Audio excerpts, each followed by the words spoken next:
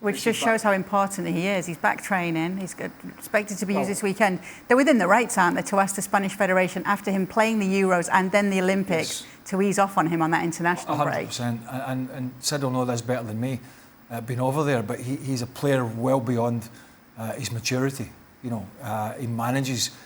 He not only is he fantastic technically, but he understands the game when he doesn't have to be, you know, running around like 100% all the time. So I think he's clever enough, even at this age, to manage games, particularly if Barcelona are in cruise control, and we'll see if that happens. But Ronald Koeman touched on it in his interview with Martin Einstein. Yeah, everybody's concerned about him, but Ronald Koeman's concerned about his job. And he said it's about results, and he knows that. It's a very short-term job, particularly at a club of this size. And so, as we've all pointed out, and Sid said, he needs him back. He has his options are not great. His options are limited, and he's one so talented. So it is frustrating because when you're so good and you're so young, and everybody wants a piece of you. And of course, I personally don't agree with the Olympics and the soccer in it, but that's a different story. He was mandated to go. He's back now. Hopefully, he'll get his rest, and we won't see him. You know, the grave danger is here, you start picking up a lot of niggling injuries, and once that happens, it can be a very difficult season. And as for Barcelona overall, they start their season with this as the backdrop against Real Sociedad. It's not the easiest of starts for them, is it, Sid? What do you expect from the game?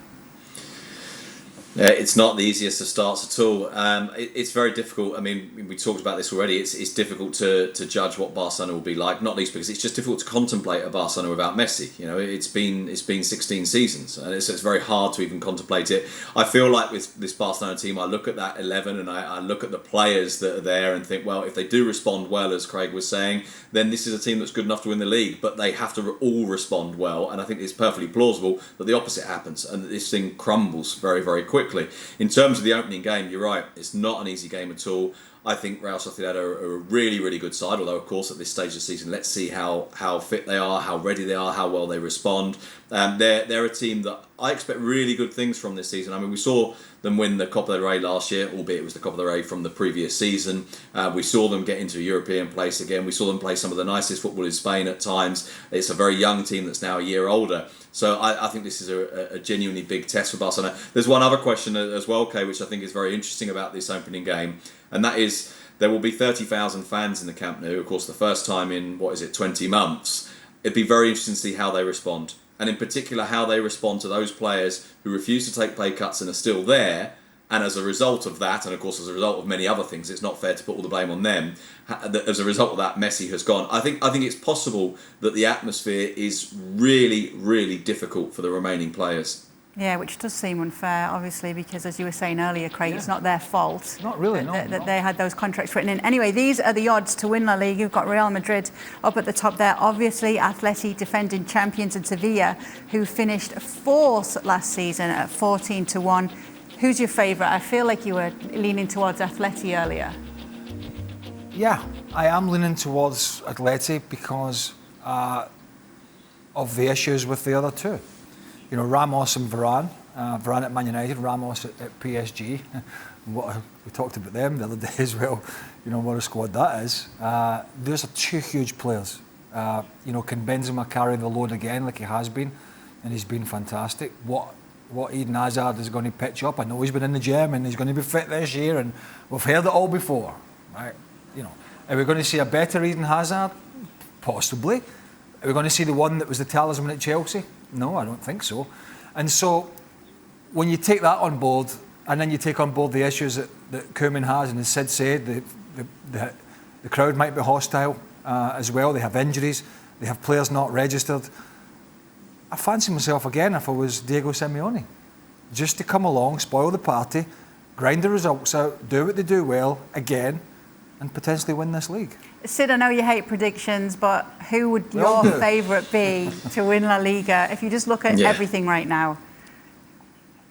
It is so difficult because there are so many doubts. Craig's been through quite a lot of them in terms of Real Madrid and Barcelona. Obviously, the doubts are huge. I still think Barcelona, if those players respond to Messi's departure the right way, this is a team that's strong enough to win the league, but I could see it going just about any way.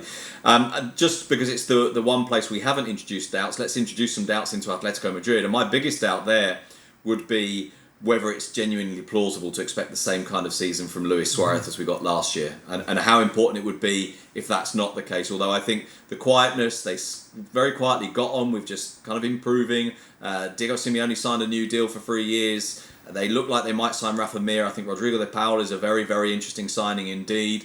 And it feels very stable and very secure, which maybe isn't what Atletico like. It always feels like they prefer to be fighting against the odds and being a bit rebellious rather than necessarily as favourites. But I think it's legitimate for them to be favourites.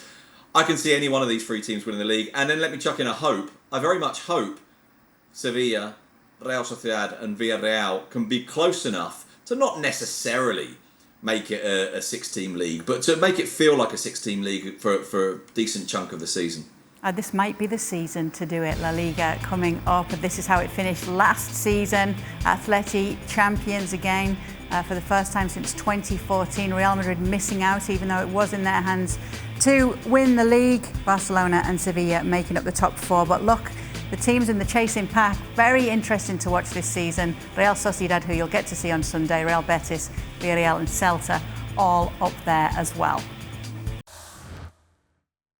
Well, thank you very much for watching ESPN on YouTube. For more sports highlights and analysis, be sure to download the ESPN app. And for live streaming, premium content, and let's not forget as well, ESPN FC 7 days a week. Subscribe to ESPN Plus.